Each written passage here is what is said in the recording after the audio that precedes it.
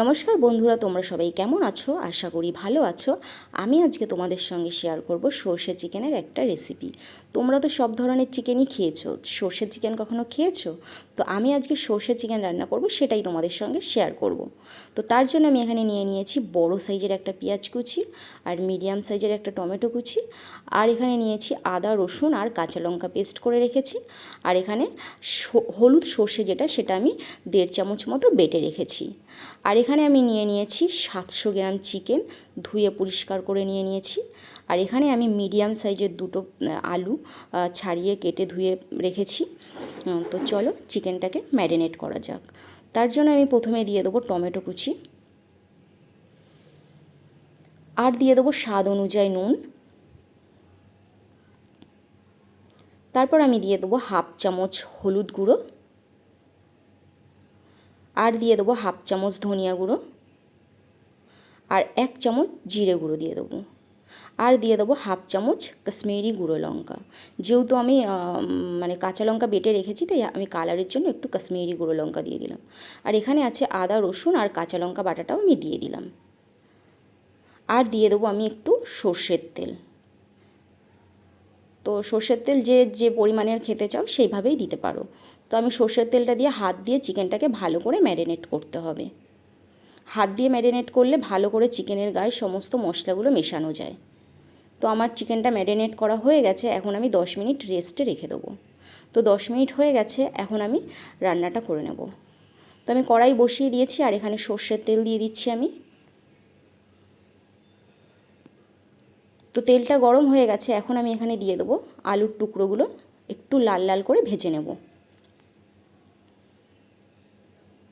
একটু নেড়ে চেড়ে লাল লাল করে ভেজে নিতে হবে। তো আলুগুলো আমার ভাজা হয়ে গেছে, এখন আমি তুলে নেব একটা বাটিতে।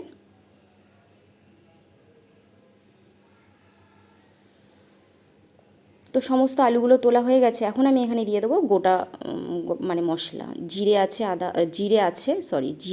এলাচ, লবঙ্গ, তেজপাতা আর একটা শুকনো লঙ্কা। তো আমি দিয়ে দিলাম এটা। এটা যখনই একটুখানি ভাজা ভাজা হয়ে আসবে, তখনই এখানে দিয়ে দিতে হবে পেঁয়াজ কুচিটা। তো আমার মশলাটা ভাজা ভাজা হয়ে গেছে, তো এখন আমি দিয়ে দেবো পেঁয়াজ কুচিটা। পেঁয়াজ কুচিটাও আমার একটু ব্রাউন করে ভেজে নিতে হবে। দেখুন পেঁয়াজটাও আমার ব্রাউন হয়ে এসেছে, এখন আমি দিয়ে দেবো ম্যারিনেট করা চিকেন। এবার ভালো করে পেঁয়াজের সঙ্গে নেড়ে চেড়ে মিশিয়ে নিতে হবে।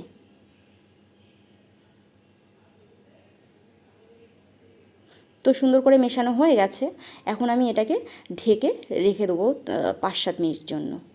গ্যাসের ফ্লেমটা অবশ্যই লো টু মিডিয়ামে রেখে। তো আমি আবার ঢাকনাটা খুলে দেখে নেব। দেখুন চিকেন থেকে কতটা জল বের হয়েছে। তো আবার একটু নেড়ে চেড়ে দিতে হবে। তো এখন এই পর্যায়ে আমি দিয়ে দেবো সেই বেটে রাখা সর্ষেটা। তো সর্ষেটা আমি দিয়ে দিচ্ছি, এখানে 1.5 চামচ মতো সর্ষে বাটা আছে, ছোটো চামচের। আর একটু বেশি দিতে হতো, কিন্তু আমি একটু সর্ষেটা কমই পছন্দ করি, তাই অল্প পরিমাণে আমি দিলাম। আর চিকেনটাও অল্প ছিল, তাই অল্প দিলাম। এবার আমি নেড়ে চেড়ে এবার আমি আলুটা দিয়ে দিচ্ছি, ভেজে রাখা আলুটা দিয়ে দিচ্ছি। এবার আবার 3-4 মিনিটের জন্য ঢেকে রাখতে হবে। তো আবার আমি ঢাকনা খুলে দেখে নিচ্ছি, দেখুন তেল ছেড়ে দিয়েছে। তার মানে আমার চিকেনটা খুব সুন্দরভাবে কষানো হয়ে গেছে। একটু নেড়ে দিতে হবে। চিকেন দিয়ে খুব সুন্দর করে তেল ছেড়ে দিয়েছে। এখন আমি এখানে অ্যাড করব জল। জলটা আমি আগেই একটু হালকা গরম করে রেখেছিলাম, তো আমি আমার পরিমাণ মতো জল দিয়ে দিচ্ছি। তো জল আমি পরিমাণ মতো দিয়ে দিচ্ছি। এখন আমি এখানে নুন দিয়ে দিচ্ছি একটু, কারণ আমি জল দিয়েছি তাই। এবার নুন দিয়েছি তাই একটু নেড়ে দিচ্ছি। তো এখন আমি আবার 3-4 মিনিটের জন্য ঢেকে রাখবো। তো এখন ঢাকনা খুলে আরেকবার দেখে নিচ্ছি। দেখুন আমার চিকেনটা হয়ে গেছে,